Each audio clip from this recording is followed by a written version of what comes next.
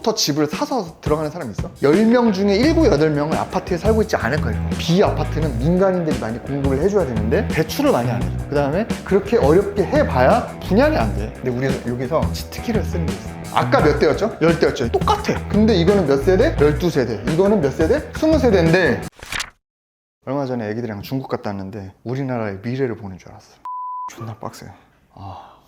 권위적이고 안면인식 다 털리고 개인정보라는 게 존중되지 않잖아. 그냥 국가가 다 하는 게 느껴져서 무서웠다. 우리나라 건물의 종류가 몇 개일 것 같아. 구분하는 기준이 뭐냐 했을 때 우리나라는 국토계획법에 건축법이라는 게 있죠. 건축법에 의거했을 때 실제로는 그냥 철근 콘크리트로 된 덩어리들 뿐이지. 근데 저거는 아파트다, 저거는 다가구다, 잠실에 있는 그 올림픽 경기장은 운동시설이다, 노량진 수산시장은 판매시설이야. 그런 거는 건축법에 의해서 딱 이제 정의할 수 있는 그런 종류가 있잖아요. 몇 가지일 것 같아 우리나라가. 한 100개 내외 정도 되는 것 같아. 일단 주용도가 29개예요. 그 안에 또 세부 카테고리가 많아. 근데 우리나라에서 부동산이다 뭐다 그러면 아파트다. 건축법에서 정한 이제 29개는 이제 메인이고 세부까지 가면 100개가 넘는데 이 아파트는 뭐야? 29개 중에 하나가 뭐냐면 공동주택이라는 카테고리가 있어요. 세부적으로 들어가면 다세대, 연립, 기숙사 여러 가지가 있는데 그 중에 이제 아파트가 있는 거야. 아파트. 우리나라 주거 상품의 60%를 차지합니다. 이게 말이 아파트지 동네에 가보면 5층짜리 나홀로 아파트 같은 거 있지. 그거는 사실 우리가 생각하는 푸르지오나 힐스테이트나 이런 아파트는 아니잖아. 이 아파트라는 건축물 대장상만 보면은 60%인데 일반적으로 생각하는 대단지 아파트는 25%밖에 안 돼요. 한 75%는 아파트가 아닌 거지. 10명 중에 7, 8명은 아파트에 살고 있지 않을 거예요. 근데 비아파트가 최근 5년 동안 공급이 됐다 안 됐다?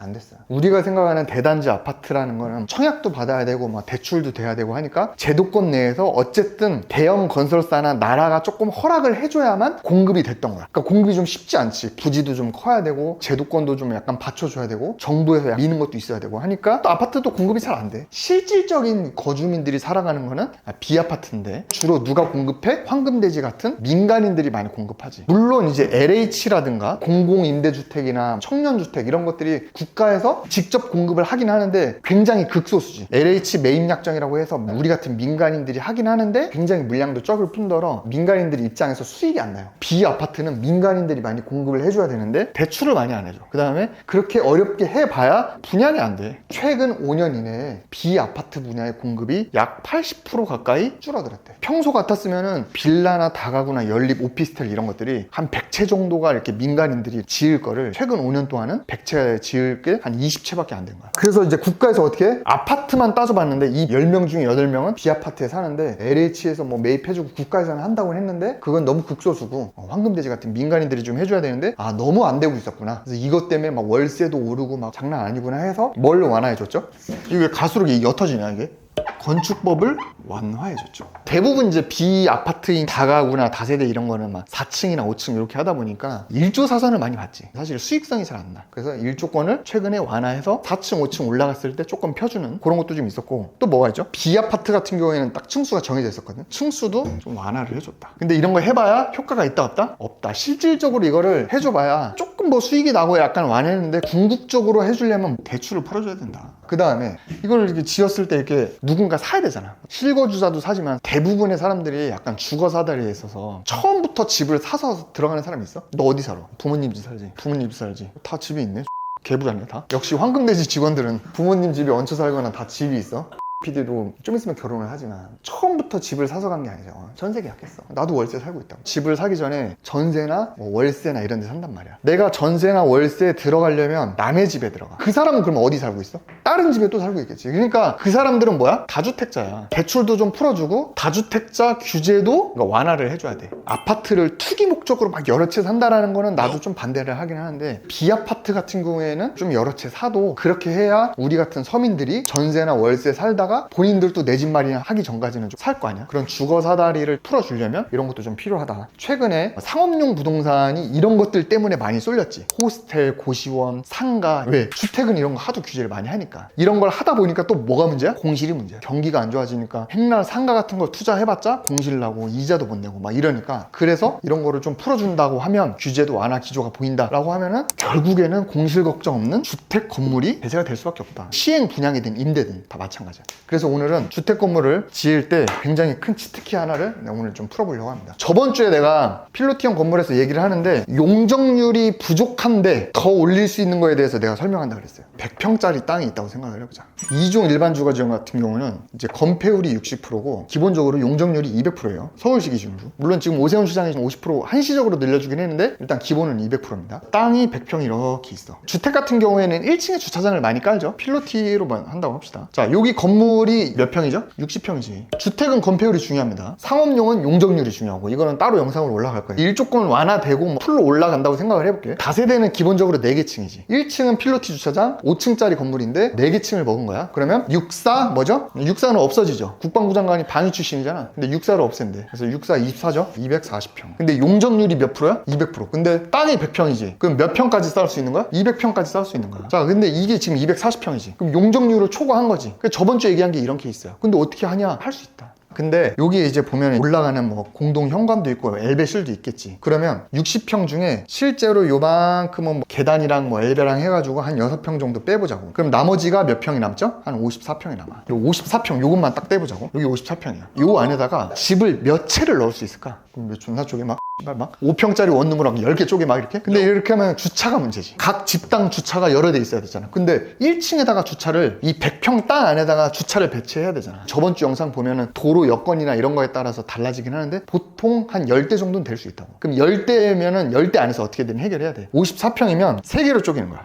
18평. 그럼 18 곱하기 3 하면 뭐죠? 8 곱하기 3 하면 54. 자, 18평이면 약 60제곱미터야. 60제곱미터는 서울에서 주차가 몇 대예요? 0.8대입니다. 0.8대가 3개 있는 거죠. 한 층당 2.4대가 되는 거야. 자, 그럼 이렇게 하면 집이 어떻게 되는 거야? 3개가 생기는 거지. 그럼 이 건물에는 18평짜리 집이 몇 채가 생겨? 12세대가 생기는 거지. 그러면 주차가 아까 한 집당 0.8대라 그랬지. 0.8대 곱하기 12세대. 주차는 공동주택은 올려버려. 10대가 되는 거야. 그러면 1층에 주차를 10대를 하고 여기에 16세대가 되는 거지. 근데 이 16세대가 18평짜리라고 그랬지. 그럼 12 곱하기 18 하면 뭐야? 216평의 실질적인 임대 면적이 나오는 거야. 근데 연면적은 몇 평이야? 240평이야. 근데 어차피 용적률 때문에 안 돼. 그러면 뭐 또 까야 되고 뭐 하면은 이거보다 안 되고 그러면 수익이 안 나거나 뭐 이렇게 될 수 있어. 자, 그럼 어떻게 하냐 이거를. 여기서 광고 보고 오시겠습니다. 부동산 강의 앉아서 배워봐야 투자할 때 또 물어보실 거잖아요. 어차피 지식 전달은 AI가 훨씬 잘합니다. 부동산은 직접 보고 경험하고 사람을 많이 만나봐야 하는 분야예요. 특히 건물은 개별성이 강해서 더더욱 현장에서 답을 찾아야 돼요. 그래서 비싸고 긴 정규 강의는 폐지하고 금액은 낮추면서 이론은 핵심만 짧게 하고 임장, 견학, 실습 위주로 준비했습니다. 4주간 소수 정예로 이론을 넘어 현장에서 함께 배우는 실전 노하우 스터디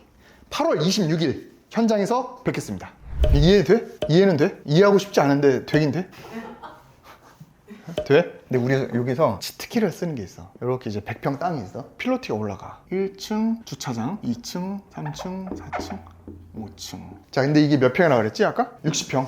여기다 엘리베이터랑 뭐 계단실 넣는다고 이만큼 뺐잖아. 자, 근데 여기서 엘리베이터를 장애인용 엘리베이터를 넣는 거야. 장애인용 엘리베이터는 건폐율에서도 제외가 돼. 사실상 장애인용 엘리베이터는 건폐율 밖에 있는 거야. 그리고 용적률에서도 빠져. 연면적에서도 빠져. 60평을 온전히 거의 쓸 수 있지. 물론 복도나 이런 건 있겠지만 약간 심플하게 갈게. 그러면 60평을 그대로 다 쓸 수 있다고 가정했을 때 여기다가 몇 집을 넣을까? 12평짜리를 5세대를 한번 넣어볼게. 그러면 이게 약 60평이 돼. 계단실이 어쩌고 얘기할 수 있어요. 근데 대략 어바웃으로 얘기하는 러프하게. 근데 이 12평이 뭐냐? 우리 그 아파트 모델하우스 분양하는 데 가봤어? 그 창가에 가보면 창문 쪽에 밑에 하얀색 점선이 있어. 발코니 확장이야. 우리 막 옛날 아파트에 가면 거기서 아버지들은 남 키우고 막 그랬잖아. 그거 요즘에는 그런 거 안 만들고 다 확장하지. 거기서 뭐라고 써있어? 그래서 서비스 면적. 이거는 그래서 연면적에서 빠져. 주택은 그게 합법이에요. 이거 주택이잖아. 실제로는 12평이지만 실제로 전용부는 9평이고 발코니를 확장을 해. 예를 들면 9평짜리 전용부면 한 3평 정도는 발코니 확장을 하는 거예요. 발코니 확장까지 합쳐서 12평이라는 집을 만드는 거지. 근데 9평은 몇 제곱미터죠? 30제곱미터. 30제곱미터는 서울에서 주차가 몇 대야? 0.5대야. 3평 발코니 확장한 거는 주차 대수에서도 빠져. 9평만 0.5대인 거야. 자, 근데 여기 한 층당 몇 개였지? 층당 5세대. 그럼 몇 대? 2.5대죠? 그럼 총 20세대죠. 0.5대 곱하기 총 20세대지? 그럼 몇 대야? 10대야. 아까 몇 대였죠? 10대였죠. 똑같아. 근데 이거는 몇 세대? 12세대. 이거는 몇 세대? 20세대인데 실제로 임대 놓는 면적은 몇 평이죠? 12평이지. 20 곱하기 12평. 240평이야. 근데 이게 아까 240평이었잖아. 그러면 용적률 때문에 안 된다 그랬지. 자, 이거는 용적률을 치는데 각 집이 12평짜리인데 실제로 면적으로 치는 면적은 몇 평이야? 9평이지. 그러면은 한 층이 60평으로 봤을 때 실제로 면적으로 치는 건 45평이지. 왜? 95, 45 플러스 나머지 35, 15. 이거는 뭐야? 서비스야. 그럼 실제로는 층당 45평만 연면적이 되는 거야. 그러면 45 곱하기 4 하면 뭐야? 180평이야. 그러면 이거는 면적을 몇 평을 쓴 거야? 180평을 쓴 거야. 용적률이 몇 평이야? 200평이야. 용적률 안 넘었어. 몸집은 똑같아, 안 똑같아? 똑같아. 부동산은 잘게 쪼갤수록 수익이 더 나죠. 월세도 더 많이 나오고 이거를 분양했을 때도 매출이 더 커. 주택을 할 때는 이렇게 해야 된다. 오피스텔, 다세대, 아파트도 다 똑같아. 똑같은 로직이 적용되기 때문에 100평 땅이면 사실 요즘 소규모에서 개인이 살 수 있는 정도의 규모거든. 경기도나 이런 데만 가도 10억, 20억이면 사는 거잖아. 땅이. 거기에 건축비 들이면 사실 살 수 있는 거니까 이런 건축법을 잘 활용하면 좋다. 이런 내용을 기반으로 임장을 나가서 현장에서 어떻게 적용되는지 직접 알려주고, 그 다음에 우리가 건물 짓는 거 내부까지 다 보여주고, 조금 더 체계적으로 이론 교육을 하는 거를 저희가 이제 4주짜리 마스터를 해가지고 건물 마련 스터디를 하고 있으니까 신청을 해주시면 좋을 것 같고요. 이런 걸 알려주는 유튜버가 없어. 강의니까 심플하게 이렇게 했는데 실제 내가 가지고 있는 땅 아니면 내가 매입할 땅을 가지고 어떻게 요리를 해가지고 임대소득 한 푼이라도 더 늘리려고 고민하는 거, 그러려면 기본적인 건축법이나 이런 거를 알아두면 좋다. 다음에 또 좋은 영상으로 찾아뵙도록 하겠습니다. 감사합니다.